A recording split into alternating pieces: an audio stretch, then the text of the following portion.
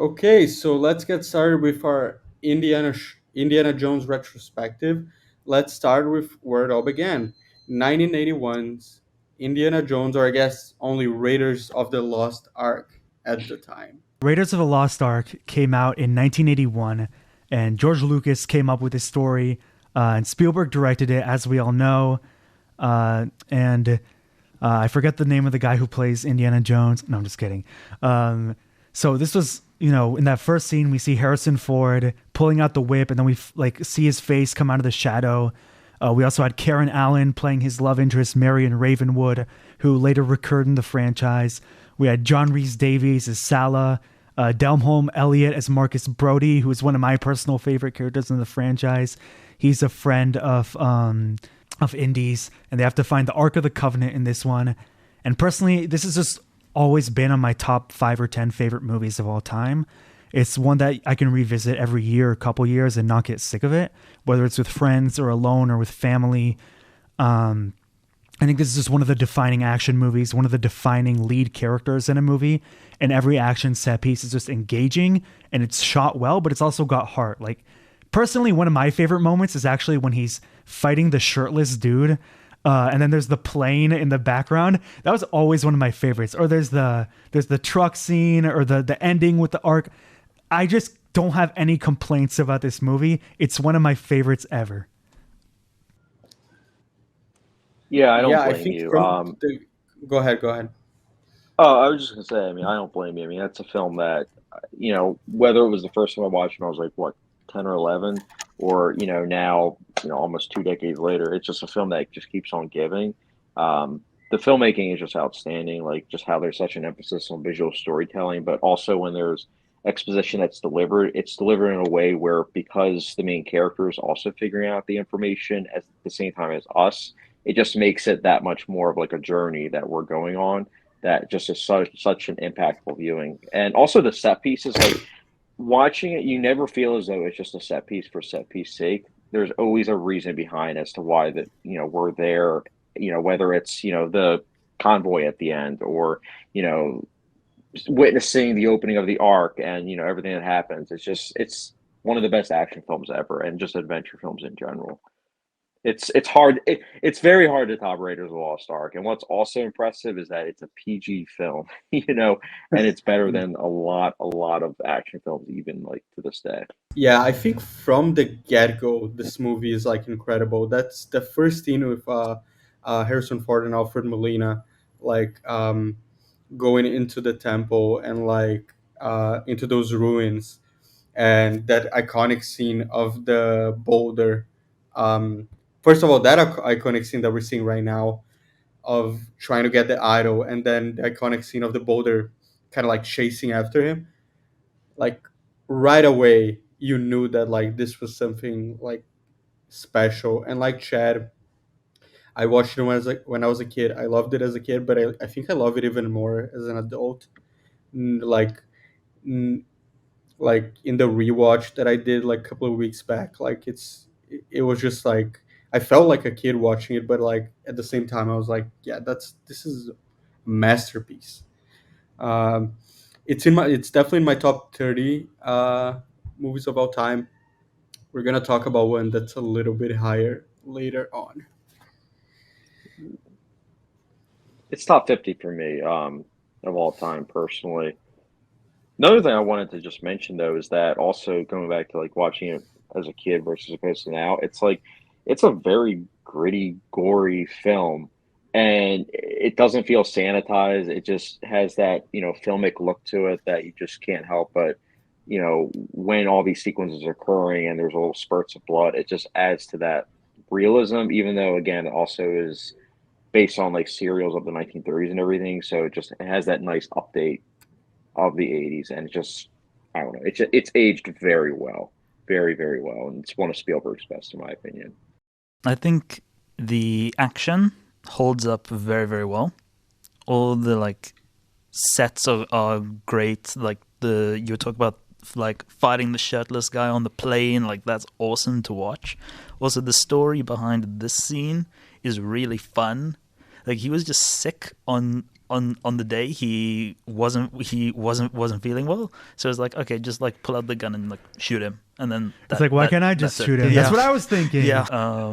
This movie has a ton of like iconic scenes. I think like all the Indiana Jones movies like have a formula of like the prologue, which is like an adventure, and then like the intro, like they all run the same. I think the prologue here with the idol is one of the best. It's just really fun to watch, and it's iconic. Introduces the main antagonist as well. It's a very enjoyable movie to watch.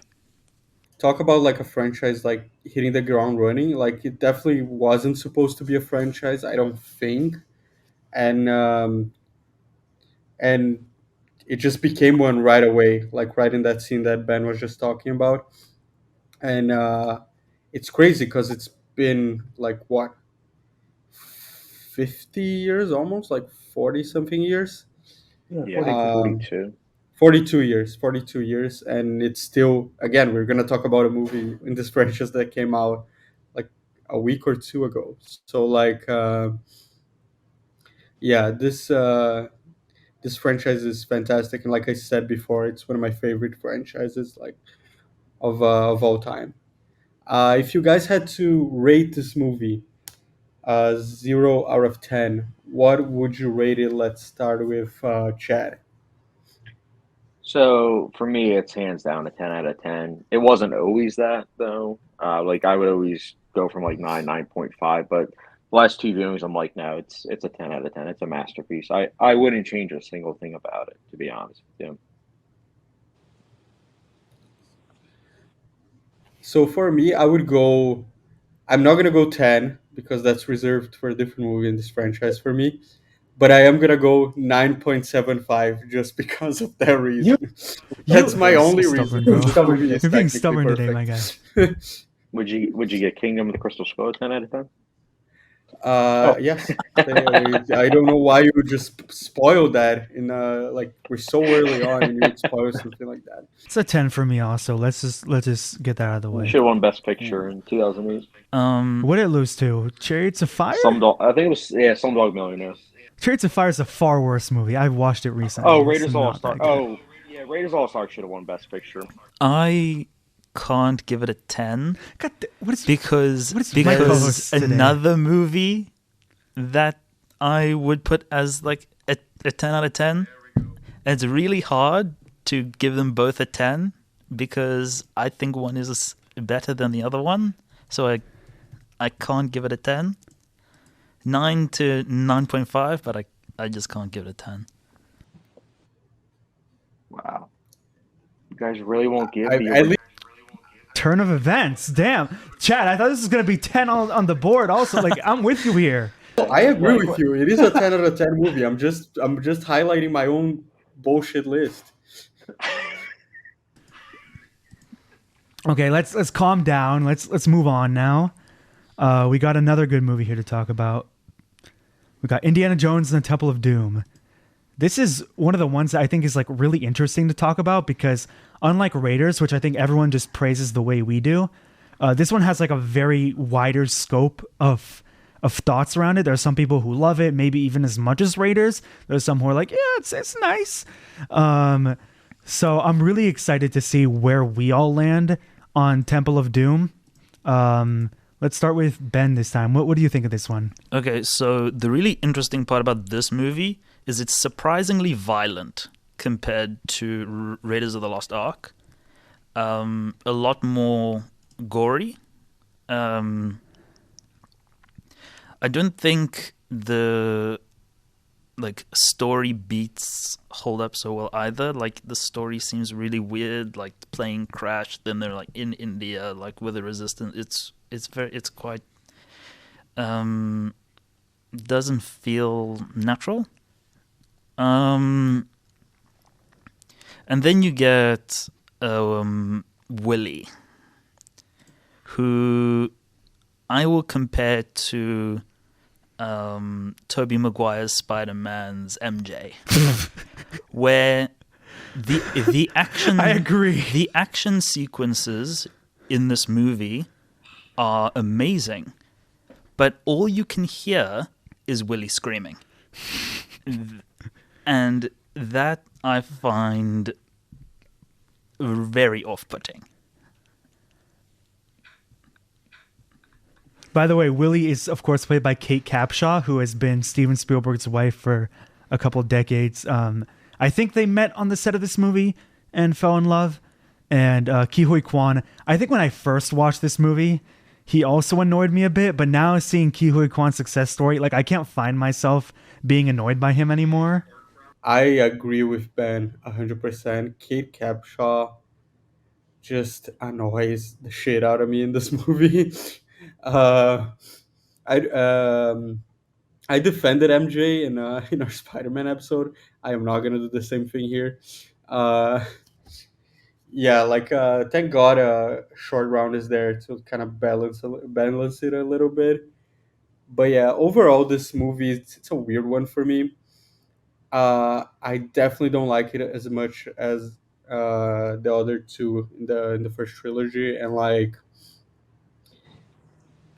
I like the really gory, like dark stuff. That's not what puts me off. I just agree with Ben that it's like a weirdly like paced movie in a way, and like I don't know. It just didn't click with me, and I'm like in the rewatch that I did, I was like, for the first time I watched it in chronological order, which means this movie comes first, and then you watch Raiders.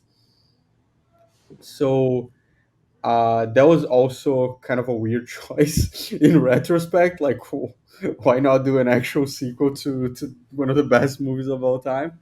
But like, yeah, I'm not sure. I still give this movie a pretty high grade, but like compared to the other two movies in the in the quote unquote trilogy, it doesn't really stack up for me. So I quite like this film, but I also share a lot of the same criticisms as you guys. I love the darkness of this film. I love the fact that it pays homage to a obscure 1939 film, Gunga Din, and just that darkness of like the occult and everything. I really I dig it, and I also think that it pushing the PG rating to the point of where a new rating came to be, PG-13, was also something that I also quite liked. But yeah, Willie, I'm not a fan of it. It really detracts from the movie. I think that every time there's a focus on her, it's just like, oh my goodness, like, are you serious? Like, why are we focusing on this? And I think also that it's a film that it gets better as it goes along, but it has a very Yeah, bumpy like prologue, which, as we all know, as you guys all mentioned, like prologues are something that's quite important with the Indiana Jones franchise. Like you think about the Raiders of the Lost Ark, like that whole chase through the jungle, the boulder, and everything, all that, it's so iconic, and it gets the ball rolling, so to speak. But Temple of Doom, literally. it's like, oh, this person's poisoned, this person's poisoned. It's like, okay, and then it's like screaming, and then it's like, oh, you get on the airplane, and then that's when things slowly start get And it's a going. But bit long. yes, and that's the thing. For me, my rating is lower because it takes such a long time to get going. But as soon as they get to the palace onwards in this movie, I am all on board, and I absolutely love the bridge Yeah, sequence is one of my favorite in the franchise, and then I also love the minecart chase. The minecart chase, so good. it's outstanding. It really is. Um, but I like this film, but I also think that I would have probably not liked it as much in 1984, just knowing that it's a prequel, because I'm usually not as big of a fan, of prequels. But just watching it now, I just watch it as like a standalone Indiana Jones adventure. I'm like, I like it. I watch it always after Raiders of the Lost Ark, and it's always just kind of interesting to see that like dark Spielberg, kind of period. Same with Lucas, because I think both of them were going through a divorce, if I'm not mistaken, when this film was being created, and it shows. Yeah, for me, I actually really enjoy the whole like anything goes musical number leading to a shootout, leading to them having to like jump off the plane. I think it's actually a pretty good hook. And then the movie really starts to like slow down for me when they're like riding on the elephant through the jungle. And then you have like the fun cave scene where it's like closing in on them, the walls, which I think is fun. And there's like the spiders. I think that's good. And then once you have like the temple and the new rating scene, like the heart ripping out. I think from there the movie picks up again. Besides that, I think it slows down, and it also just suffers because of Willie, who's just a huge downgrade from Marion Ravenwood. But yeah, the minecart chase I love, and then it wastes no time. It goes straight back into like the bridge sequence, which I think is a really good climax overall. But yeah, I think because of the pacing, it's just not as consistent as Raiders. It's still rewatchable. It went up for me on rewatches, but not as much as Raiders. At the moment that they, uh, I think the moment that they find that crack in Willie's room and they go inside that disgusting like infested like cave, then the movie goes insane and I love it. That scene might be one of the most disgusting things ever. With the heart, and No, not. does he like crush it or does he eat it? I have no problem seeing a guy smoosh a heart. I have more of a problem seeing those insects. Well, that's the thing also, I mean, and I'm sure we'll get into with Dial of Destiny later on, but you feel those insects and everything. Like when you're watching it, Yeah. it's like you feel it because it's like I know that that's real and everything, and it just makes it all the more creepy. Can't Oh, say it the was same for Dial of awful. Like, Destiny. I remember I also played the Indiana Jones Lego video game, so I remember the insects were a yes. huge part of that. Yes. So I was also like, yeah, like, oh, it's so bad. okay, are you guys ready for some scores? Let's start with Ben this time. I think I'm gonna give this movie probably a 7 because it's not like unwatchable, but I also don't really enjoy watching it as a whole.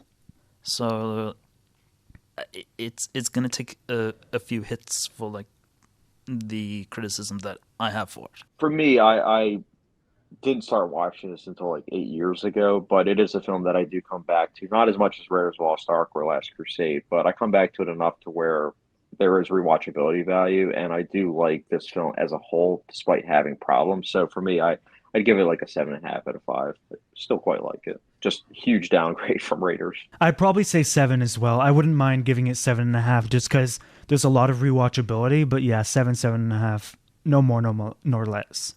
Wow, when we went into this, I was sure because I've heard a lot of people love this movie, so I was sure that like I was gonna have the lowest one, and in the end I'm gonna have the highest one. So there we go. I For me it's an 8. Like it's I still like even though the beginning was rough for me, overall I had like a great time from like a certain point onwards, and it became sort of like a perfect Indiana Jones movie after a certain point, and I have to give it credit for that. And this rewatch bumped this movie up a little bit for me. Okay, should we get into The Last Crusade? This is the last entry in Well, the series, right? Yes. Yeah.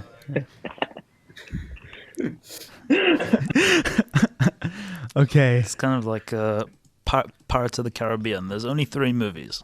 Yeah. Yeah, so Last Crusade opens up with young Indy played by River Phoenix, and we get like a backstory about his fear of snakes and his whole like it belongs in a museum saying. And then we had And the hat. You get the hat as well. We get the origin That's of the most hat. important part. Yeah, I love that opening scene. We also have Julian Glover as Walter Donovan, who is my personal favorite villain of the whole franchise. And we got the return of Sala. We got the return of Marcus Brody. We got Elsa, who I actually really like as a character. But most importantly, we got Sean Connery as Dr. Henry Jones Sr. Some of the most magical chemistry, in my opinion, in a movie. Him and Harrison Ford. And Sean Connery was just perfect as like the stand-in for an older Indy, I guess. Like Indy's dad, who they're trying to like work out their father-son issues. Look, everything I said about Raiders pretty much applies to Last Crusade. I rewatched it like kind of lately, and I just think it's another like favorite of mine. I think every like the plot and the dialogue is so much fun and exciting, and it looks all practical. It's also funny. Like there's a scene where Indiana Jones, like there's a Nazi who's coming up to him on a blimp because he suspects him, so he punches him off the blimp. They all Throws him look out at the him and he window. goes, "No ticket." This is, That's in my opinion, good. the funniest moment in the whole franchise. He's like pretending to be, he's disguised as a Nazi too. And everyone like gets um, their ticket out like right away. Yeah, they all pull it out. It's such like a classic Spielberg moment. This movie is mind-blowingly amazing.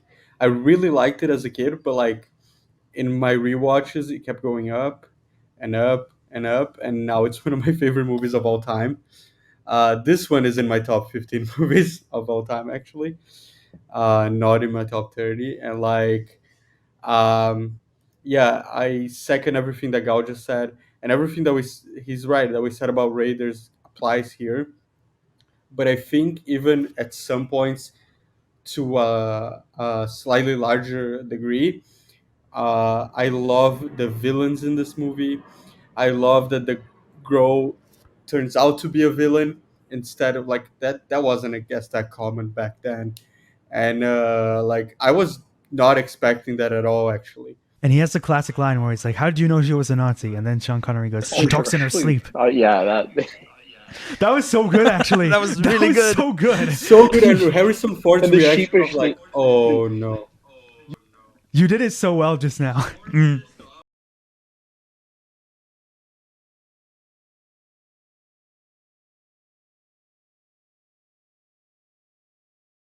I also So love like when they're up in the airplane and he just like casually says 9 o'clock, and he just looks at his pocket watch. He's like, "What's happening at 9 o'clock?" And it's like, "No, 9 o'clock." And just like pointing in the directions of like being. The movie does have such a great sense of humor. And then he like shoots their own like tail wing, and he's like, "I'm sorry, they got us." I remember that now.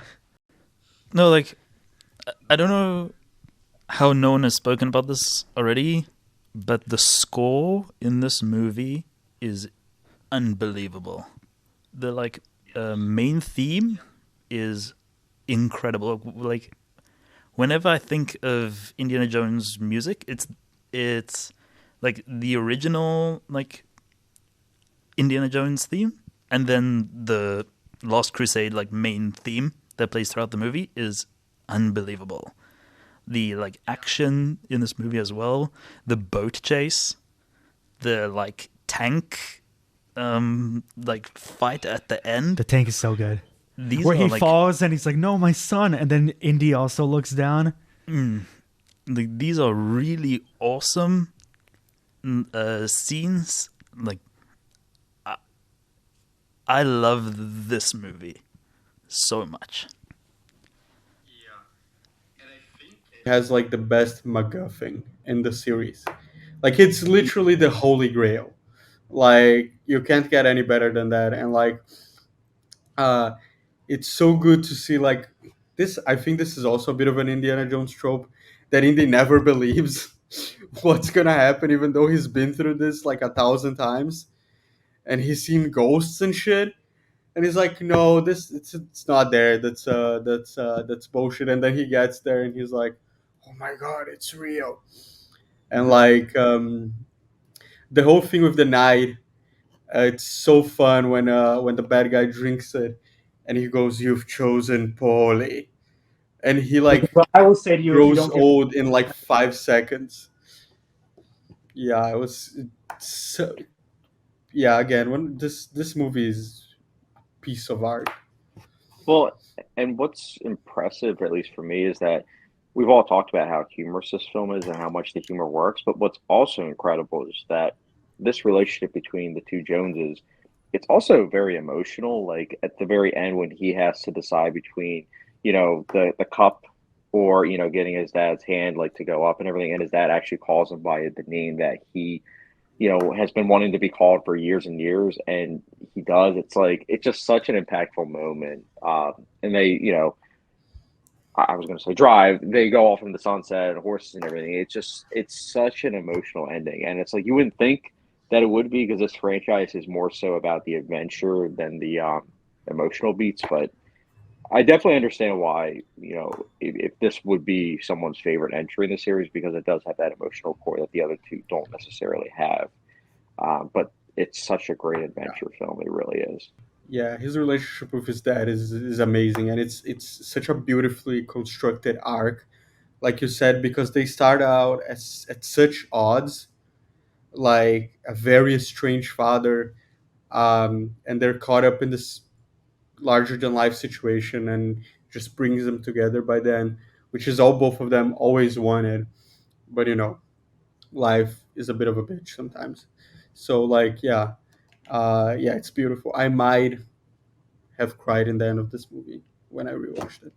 Oh, I don't blame you. There's Might. another thing I just wanted to quickly touch on, but I don't know if you guys feel this way about, a lot of films, especially the last like 5 years, but in terms of quote unquote fan service, this film showcases how to do it right because it never feels like it always feels purposeful. It never feels like it's just forced in. Like with that opening scene, how we see everything that, as to why, how he got the hat, how he got the whip and everything, it all makes sense. And it's never like, oh my goodness, see, we had to do this. It always feels purposeful to the characters. And I just have such an appreciation for that. That, what was it, 34 years ago, they were able to do it. What some films today try to do, and it just was like, this doesn't work. Yeah. Okay, are you guys ready for some grades for Indiana Jones and the Last Crusade? I'm gonna start because I want to. This movie is 10 out of 10. One of the best movies of all time. I love this movie so freaking much. Again, I'm not sure which Chosen position it's in, but it's definitely in my wisely. top 15 movies of all time. You've chosen wisely because that's my rating. Oh, Yes. that's fair. I'd give it a 9 out of 10 personally. I really like it. Um, I don't love it, but it's a film that my rating's gone up over the years. So who knows? Maybe at some point it will be a 10 out of 10. But I think the relationship between the father and son, I think that's something that really elevates it over Temple of Doom. But great ending to the franchise. Yeah. This 100% I'm giving a 10. And now we move on to the next one. How fun. No, yeah, they ride off into the sunset and the series ends. Wonder what Indy's doing wait, now. never mind. Break it to you guys, but we still have two movies to talk about. So why don't we get started? Which was, I guess, not controversially agreed upon as the worst movie in the franchise. Uh, Indiana Jones and the Kingdom of the Crystal Skull. I want to just say that like this movie was actually the first Indiana Jones movie that I ever watched. I think I so watched too. it. Actually, Ooh. I watched it in theaters with my dad, and I think right after we watched the other ones, like at home. no, because it's the thing. Like my friend, like this friend I was talking to, like, oh yeah, the first Indiana Jones movie where they're like in the boat truck with the fire ants, like in the Amazons, and he's like, hate to break it to you, bro, but that was 3 years ago. Shia LaBeouf also stars in this movie as Indy's son. Spoiler alert, I guess. And Karen Allen returns as Marion Ravenwood as one of the only good decisions in this movie. When I first saw it, I mean, I was like 6 years old, so I can't really remember. But I rewatched it kind of recently, and I think there are some parts that are not as terrible as some recount. Like, for example, they're in the. I think the only thing that redeems this movie is Spielberg. Because, for example, he and Mutt Williams are in the library. They're like doing like classic Indiana Jones things. And the production design, the cinematography, it all looks good. But basically, there are, I think, some parts that I guess are like watchable. But then you have Nuketown from Call of Duty, and he survives it in a not microwave, a refrigerator, or Aliens. Like, I think Kate Blanchett did okay as the villain, and I think some of her stuff is cool. And they have the scene like it's a throwback to the first movie with the with the packages, with the boxes. But then this movie makes a lot of poor choices, especially with aliens. One point that I disagree with you on is I think that this movie, cinematography-wise, really drops the ball a lot. The lighting in this movie looks very unnatural. If you look at like the bridge scene from like Temple of Doom, the lighting is really natural. You can tell it's like outside. Also, the clothing that they wear is like matches the setting they're in. In this movie, it looks like it's shot in a studio. There's no shadows anywhere. It's just light. Maybe I was thinking more set design then. All of like the costumes that they wear look like they've just come out of like the laundry. They put them on like they're in a jungle, and their clothing looks spotless. And this is really, really weird. There's a lot of very interesting decisions that they make. Some are cool. I actually thought that the gunpowder thing in the opening was like really, really cool. And like you see, there's the really funny part where he swings and then he nearly hits the like back of the truck and then he misses and he flies into the. Something in this movie that's just really weird is Indiana Jones feels invincible. The like during the jungle like chase, he just like punches a few guys in a car and then just drives the whole time. He's never under threat. I think this is the only Indiana Jones movie where he never fires a gun. The entire movie. And it's really weird, some of the things that happen in this movie.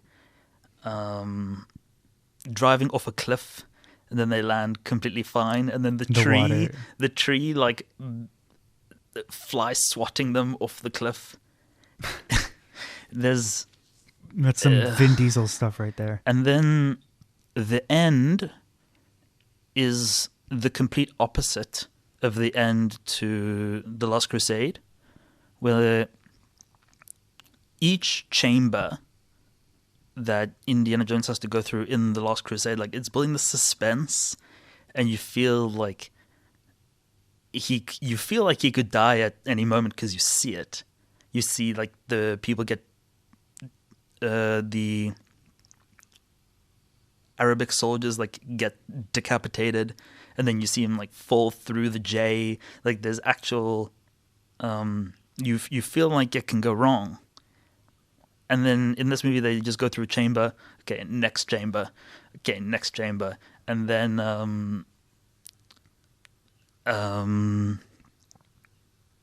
the alien at the end with combustible knowledge. It's a very weird movie to watch. Yeah, I think at the end too, it's one of those things where it's like all these skulls combined to make one alien. I think it would have been more interesting if they had it where they needed that extra head, so that way all of those were other aliens as well, just waiting for the leader, like the leader head. It's a film that I don't hate it, and I don't know if that's maybe just like nostalgia, because I only saw as a child, I only watched it like the first one and the fourth one. And the fourth one, it's going to be a hot take, but I actually watched the most of those two. But I hadn't seen it in like nearly a decade, so I rewatched it. You're a kid. It's okay. We don't judge. Yeah. But I rewatched it like a year or two ago, and I'm not going to lie, I think it's a middle of the road movie. I think as an Indiana Jones movie, it's very like but as its own movie, it's it's whatever. I do agree, with you, Ben, that some of the cinematography in terms of the lighting, like I know that I forget the cinematographer's name. I think it's Shannon Skininsky, or I always butcher his name, but That's insane. He has a he's lot such of. a great cinematographer. He's incredible, but he loves overblown lighting. So it's one of those things where it's like whenever I see that in terms of his films, like the way that they're shot, I'm always looking at it. So I'm like, okay, so why is he choosing this? Because I know it's an artistic choice. But I think that combined with the costume design and just how clean everything looks, combined with the fact that it's a very bloodless film, and they use the same sound effect for all the punches, it definitely left me feeling like, okay, whatever. But I do like some things in this. Yeah, I Like, agree more with you than with them in this one. Like, I think I like it more than they do. I think I'm more with you. I think most of the problems that we have in this movie, I would blame it on the 2000s. But like, it's this movie is like there's so many good movies in the 2000s, but like this movie, it's like a lot of like the bad stuff that we learned in the 2000s, like a lot of like the green screen and the bad CGI and all that. Uh, but I will say, like overall, like I did have a lot of fun watching this movie again. I don't know if it was the nostalgia that it was the first movie I ever watched. I'm saying it on my rewatch like 2 weeks ago. I don't know if because I wasn't on an Indiana Jones kick after watching the whole trilogy, uh, but I actually liked it a lot more than the last time that I rewatched it. And a lot of the things that bug everyone and that used to bug me a lot just didn't bug me as much. Shia LaBeouf was not bad as his kid. I didn't think so. I thought it was like a good foil to Harrison Ford in this movie. Um, yeah, again, like we said, great choice in bringing Carrie Ann Allen back as the love interest. She's great in this movie. The scene when where they basically told Shia LaBeouf that he's Indiana Jones kid. It's so funny, and especially when 2 minutes prior, he was saying like, "Oh, kid, you can do whatever you want. Like, you just gotta, put your mind to it. Don't let anyone tell yes, you differently." Yeah. Then it's like, as soon as he exactly, finds out that it's his father, it's like, "You got to go back to school." It's like, okay. exactly, and when they're talking about their relationship again in front of their son, which is kind of weird, but like, and she goes, "Oh, you must have dated a bunch of women, and you must have forgotten about me." And he was like, "There's one problem with all of them. None of them were you." And I was like, "Yeah, that's some good stuff." Also, the Um, college campus action scene I thought was yeah, phenomenal. Like that very good. chase scene, Yeah, I that's the part really that I really dig it. Yeah, when the bike goes under the table, like the on the in the at the library, was Yes. like phenomenal, phenomenal action scene. I also And just yeah, want to say so this might be a hot take, but I do think that the nuclear blast and everything, I think that it is fitting because it is taking place in the 1950s, and even the alien and everything.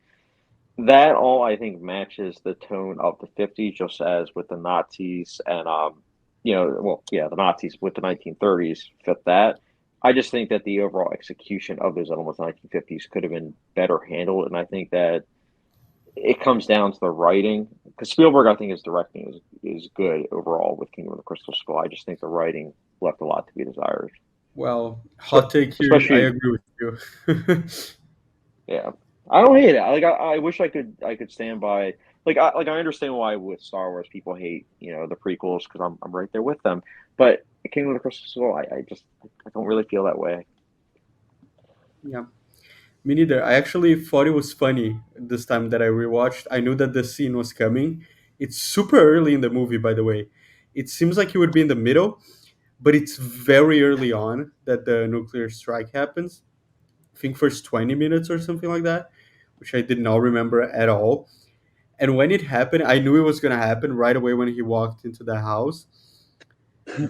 And I laughed. I wasn't like laughing at the movie. I was kind of laughing with the movie for the first time watching that scene. And I don't know. I know it was stupid, but like again, I felt like Chad just said that like it kind of fit the team, and like it's the Call of I Duty. thought it was like a funny Well, scene.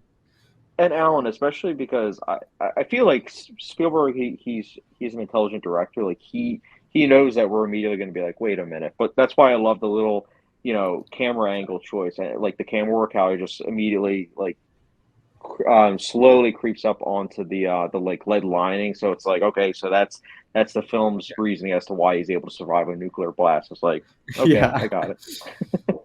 I mean, it doesn't explain how he wasn't like didn't die of like blunt force trauma Oh being yeah, thrown around in the especially bridge. especially how many times he got thrown, Yeah, through that. Because he's the main character. plot armor. But to be fair, his heart almost got taken out in not King of the Crystal, Temple of Doom. He drank the blood of Kali, or yeah, Kali, I think. And then what was it? The Wrath of God and Raiders Lost Ark. So I don't know. It's just for me, it's like, I mean, he survived all this other shtick, so it's like, why not a nuclear blast? Why not? So like one of the things about this movie is has a lot of good ideas. Some executed well, some executed badly, and a lot of bad ideas executed badly.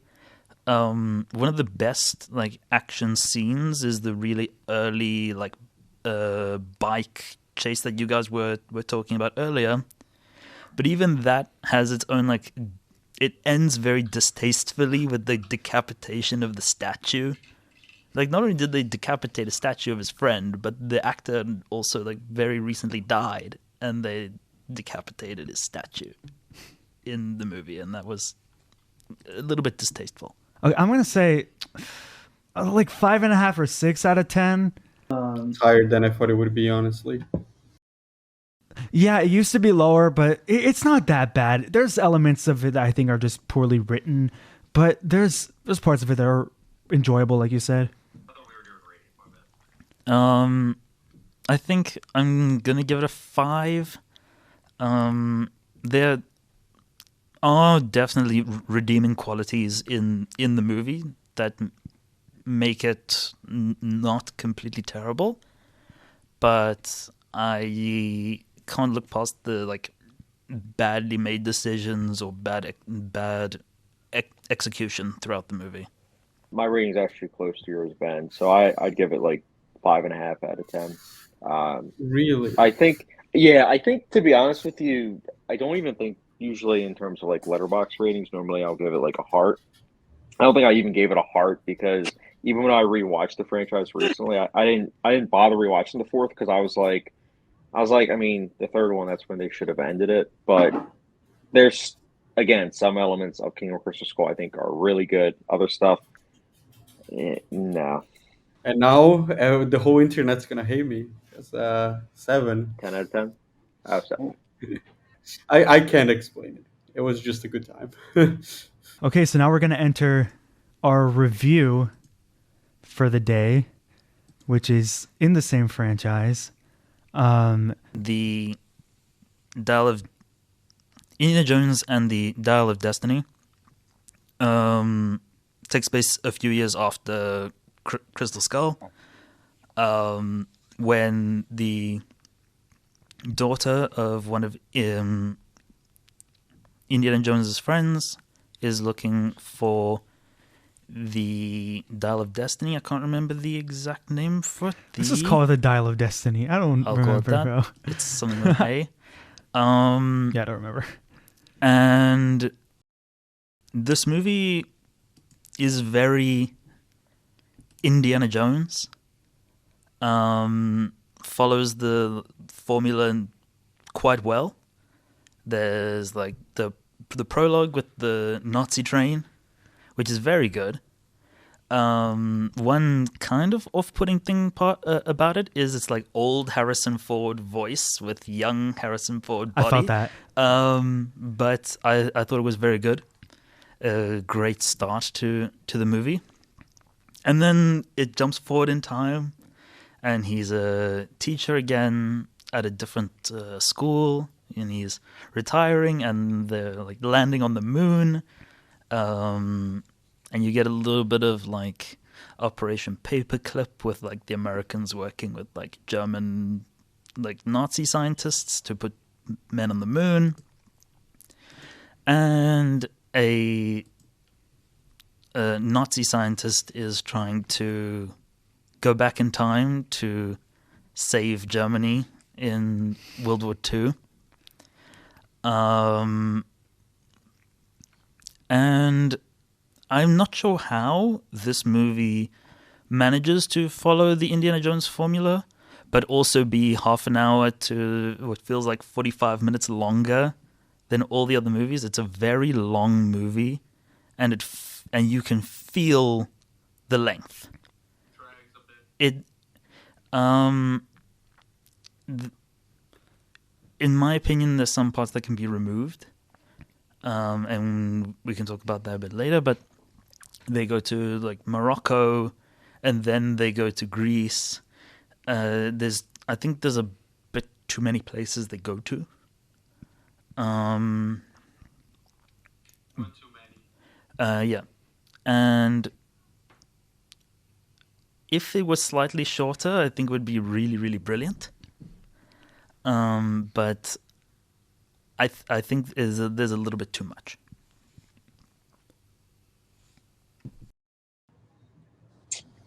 Yeah, I guess I might be in the minority of this one. I really didn't like this movie like at all. It's gonna sound kind of terrible to say, but this gave me more appreciation for Kingdom of the Crystal Skull because Dial of Destiny I saw what was it 2 weeks ago, and I had to before going on this podcast, I had to look at my review as like a refresher of what happened because it's such a forgettable entry, and I never thought I would say that about an Indiana Jones movie because it's like, oh yeah, this is the one where someone's face melted, or oh, this is the one where heart got taken out. And this one, it's like it's where they do time traveling in the last like 5 minutes of a nearly 3 hour movie. Got it. Yeah, it's a very off-putting movie. Like it's incredibly safe, and I think that considering this franchise started off as like a unsafe action film that felt like a breath of fresh air, it just was very off-putting with how sanitized. It's even more sanitized than Kingdom of the Crystal Skull, and the way it ends, I'm like, I never thought I would say, "Oh yeah, Kingdom of the Crystal Skull." Like the ending, like I retroactively respect it more. But that's how I felt with this one. I really did not like Dial of Destiny, and I'm saying as a huge fan of Indiana Jones, I really, really did not like it. So sorry about the rant. I actually really like this movie. Like, I went in knowing that the reviews were mixed, and so I was waiting for something like some like really bad script choice or like a really like cringy MacGuffin or plot decision to come in, and I just didn't get that. Like, first of all, Ben and I saw it in IMAX, and I thought just visually, I thought James Mangold did a beautiful job of making it feel Indiana Jonesy. I thought like the 60s style was immersive, and you could really feel like, there's an artifact behind any of these walls. I really liked that about it. And then just in terms of the plot, like the plot was, I guess, kind of safe, but I was really just satisfied with the action. I really thought the way it was edited and the score. I mean, we don't even have to mention John Williams because he's always amazing. But I also just really enjoyed how Harrison Ford gave it his all. I loved the way it was shot. I thought Phoebe Waller-Bridge was really good. Like, she was better, in my opinion, than Shia LaBeouf. Boyd Holbrook, I thought was really good. Mads Mikkelsen, I thought was a great villain. I liked his villain here more than I liked his villain in Doctor Strange. And I also just thought that, like, personally, I didn't mind the runtime as much. Like, you can feel it just because it's a lot of locations, but I didn't mind it. And I also thought the final act, I didn't think the decision was... I thought it was okay in terms of Indiana Jones spirit. You get, like, the ghosts coming out of the ark. You get, ripping... Like, there's a room for something, like, very out there and ballsy and weird and crazy. And, like, when it comes to time travel and history, I'm kind of glad that they went there. I enjoyed it personally. Well, yeah, I'm glad that you had a good time with it. And to be honest with you, the third act, when they went and they did, like, time traveling and everything, I wish that they did more with that because I felt like it was very surface level. Like, I thought that the idea of them going back in time and everything was something that I liked, but I just thought the execution left a lot to be desired. Like, the fact when he goes back in time, he's like, yeah, I think I'll die here. And it's like, why? And it's like, I'll just die here. And I'm like, okay. And I'm someone that I like it. Like, I liked Logan. I liked the decision to kill him off, or at least we all thought until Deadpool 3. But anyways, I liked that idea, and usually I'm all about that. But here, I just was like, if they decide to do that, it's going to be very like not fitting to with everything that we saw before that. And I No, just that I thought agree with. They didn't kill him.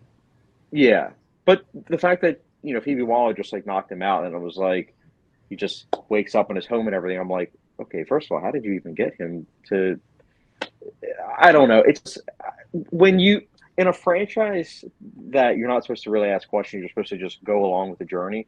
This movie just made me ask a lot more questions that I'm not used to with this franchise. I usually just go with it, but I just found myself asking a lot of questions.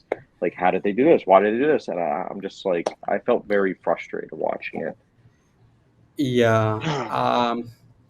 Okay, so I think you guys noticed that I've been very silent during this part of the conversation. I'm just taking it all in.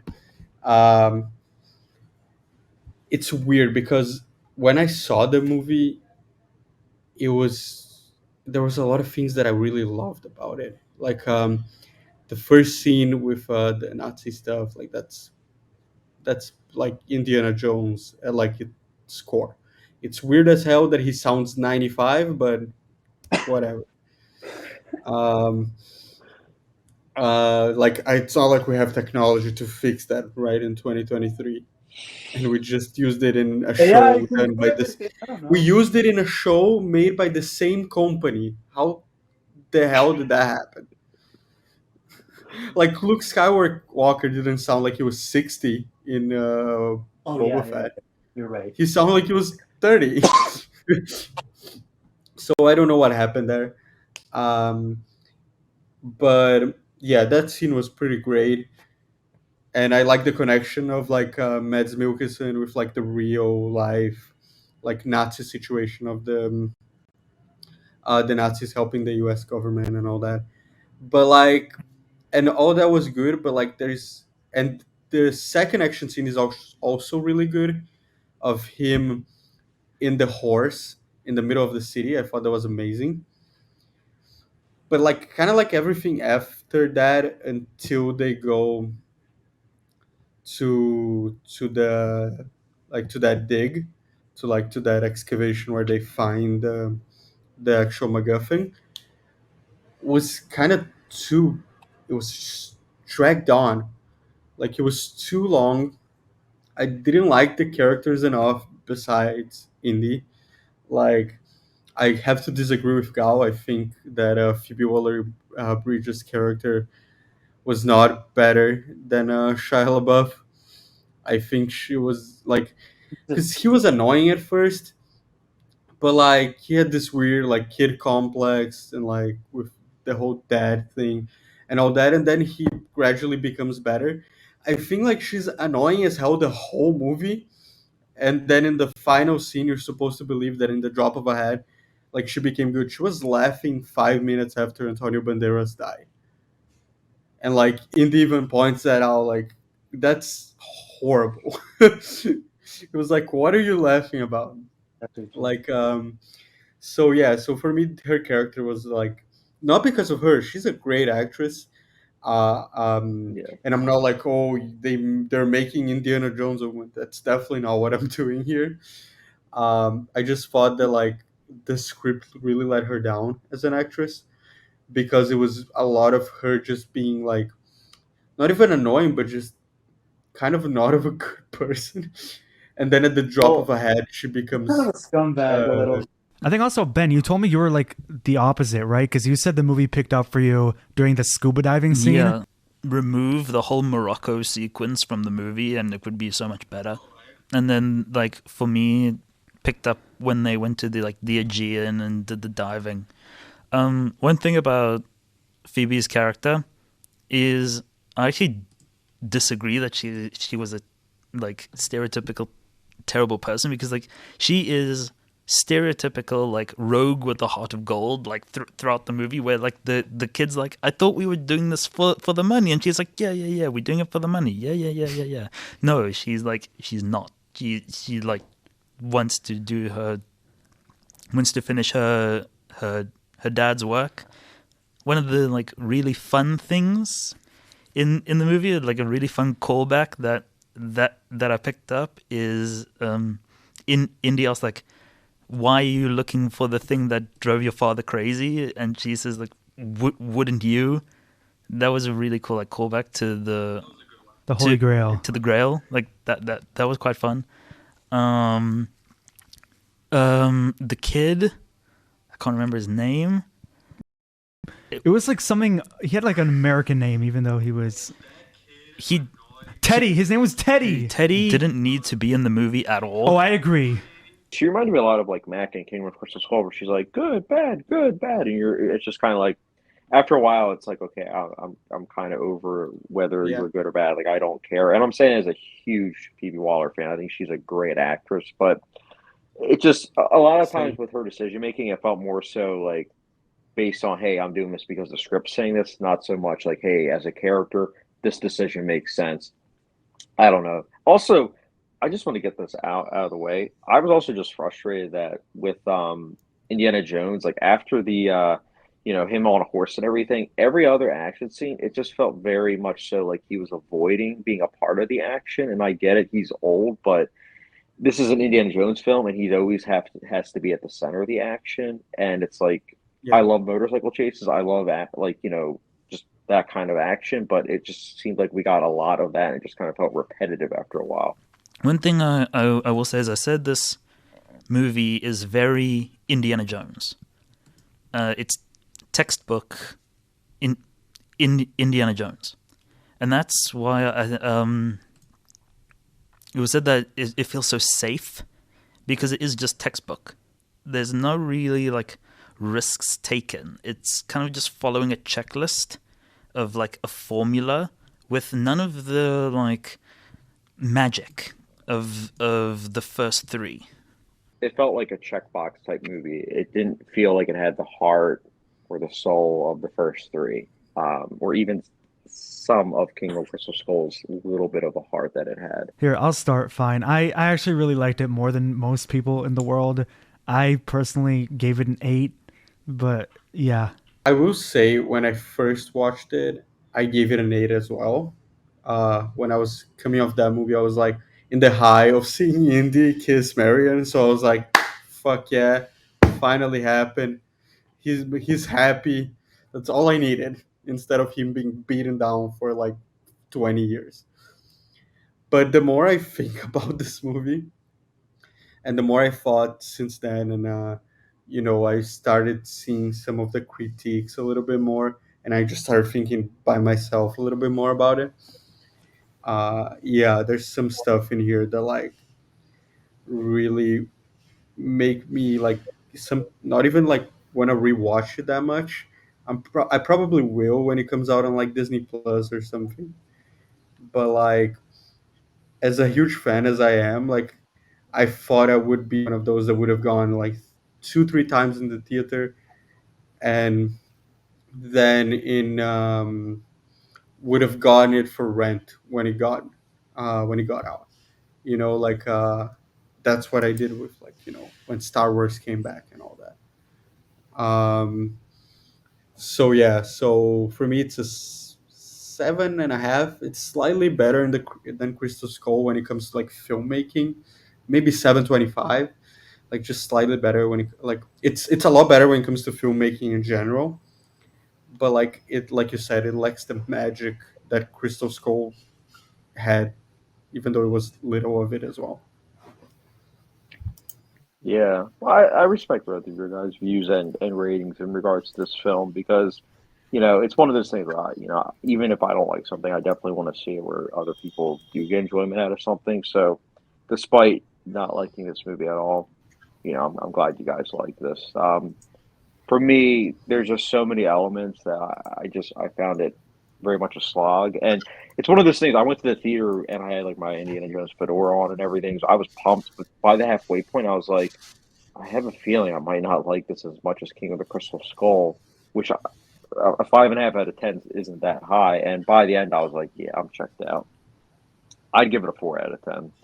I actually own the box set like on 4K, and I'm like, well, I'm glad that I bought this because it's like there's technically only three, but the fourth one if I am ever in the mood, I'll watch. But I don't think I'll ever watch this again. So 4 out of 10, sticking with that. Oof. I would say like yeah, like I was definitely expecting a lot more from when I heard that Spielberg dropped out but they got mangoed, I was like, hell yeah. So this movie isn't gonna suffer. Just hoping for better. And it kind of sucks because unlike Star Wars, we can't get many more of these or any of these at all. My rating for this would probably be, it's like fluctuated for me between like a 6, a 7, and an 8. So yeah, this movie for me, the rating has fluctuated between 6, 7, and 8.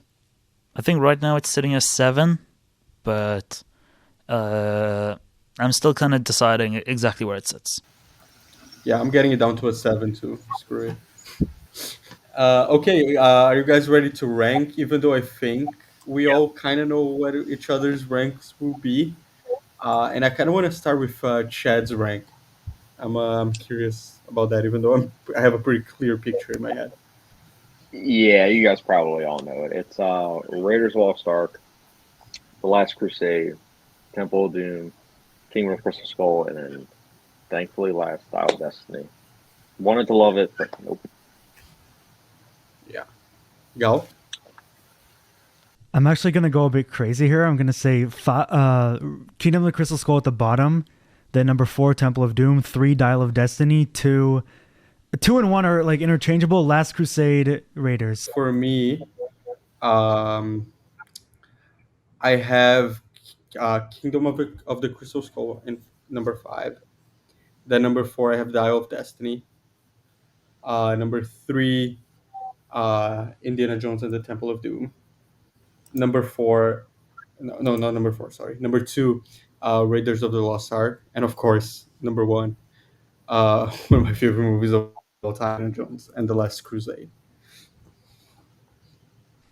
And Ben, to cap us off. All right. For me, I have a similar list to Gulls, where I have Kingdom of the Crystal Skull in number 5. I have Temple of Doom in number 4. Dial of Destiny in number 3. Raiders of the Lost Ark in number 2. And The Last Crusade in number 1. Awesome. So We have 2 Dial of Destinies at number 3, and I don't know if I can live with them. Well, I also agreed with you to put The Last Crusade in number 1. yeah, he won you back there. Thank you so much for joining us. Chad, where can we find you on social media? Yeah, so I have my Instagram, the CS Pictures Presents. I'm on Letterboxd. I know, I know you're on there. But I Yeah, think my username's Chad. It's just Chad Saborn. You can look me up. And then I also have my YouTube I'll add you page. because I don't think I have you. Oh yeah, definitely. I'm always on there, Alan. Um, but yeah, my YouTube channel. I've been doing it for almost a decade. But yeah, I always glad to talk movies. I'm glad that you guys had me on, this podcast. Yeah, Chad's channel is actually going to be in the description of this video if you're watching it on YouTube. So just click there, subscribe, and I do a subscribe to lot us, of please. a lot of ranking lists. I do like director, Academy Award based stuff, and then movie reviews and some TV show reviews too. Yeah, you do the Oscar Best Picture nominees ranking, which I love. Awesome, thank you. And thank you to Ben for joining us for the first time. And we're looking forward to seeing you again. It's Yeah, good to and you be can here. find us, as it says right there, at a Film Fanatics Pod on Instagram. I was going to say Facebook. We don't have Facebook. We're not 80. We do have TikTok, even though we never post on there. So I guess you can follow us there as well and get nothing in return. Uh, but most important, subscribe to our channel. That's the big thing that we're trying to make happen this year. So yeah, and listen to us on Apple Podcasts, Google Podcasts, and Spotify. Gal, you want to shout out your personal film account? Yeah, Film Toppings, and on here, Film Fanatics Pod. And thank you guys for joining us. Thank you so much for Chad and Ben for joining us for today, and for all of you watching. And we'll see you guys next time. Bye. All right, thanks for having me. Film Fanatics. From the silver screen to your earphones with Alan Azulay and Gal Balaban.